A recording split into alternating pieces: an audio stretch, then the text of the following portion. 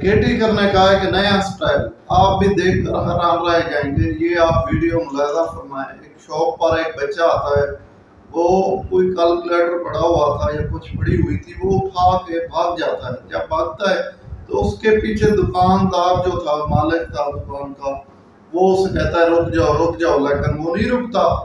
उसके पीछे पूरी एक गैंग होती है, 3 4 5 ये लोग होते हैं। एक पीछे शख्स आया, उसने आराम से दुकान का जो मोबाइल शॉप थी उससे दरवाज़ा खोला। दरवाज़ा खोलने के बाद वो अंदर दाखिल हुआ। उसने आराम से वहाँ पर जो दराज वगैरह थी वहाँ पर चेक किया, जितने पैसे पड़े हुए थे, जो कीमती चीज़ें थी, मोबाइल थी, वो वहाँ से आराम से उसने जेब में डाले, शॉपर में डाले। डालने के बाद वो वहाँ से चला गया। आप ये देखें, जहाँ पर भी आप ऐसी कोई हरकत करें, आप लोगों के साथ कोई देखें 3 4 बच्चे या 3 4 नौजवान ऐसे कोई रंगबाजी कर रहे हैं, ड्रामा कर रहे हैं, तो उनसे बचें। ये आप वीडियो देखें, ये डकैती करने का नया स्टाइल है।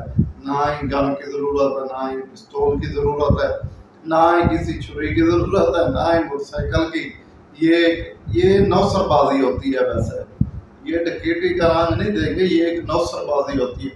नौसरबाजी लोग ऐसे ही करते हैं। लिहाजा मेरी गुजारिश है, नौसरबाजों से बचें और अपनी हिफाजत करें। ये आप वीडियो देखें, आपको अंदाज़ा हो जाएगा ये नौसरबाजी करने का ये क्या तरीका है। इसके साथ अपने मेज़बान मज़हर अब्बास को इजाज़त दीजिए। अपनी जो राय है कमेंट सेक्शन में ज़रूर दीजिएगा।